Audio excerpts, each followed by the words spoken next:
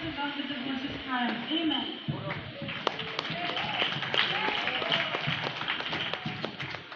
From the book of Psalms 37, verse 3.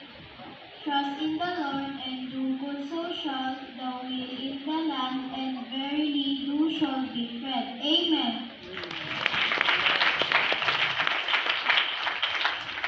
Praise the Lord God from the book of Proverbs, chapter 3, verse 5.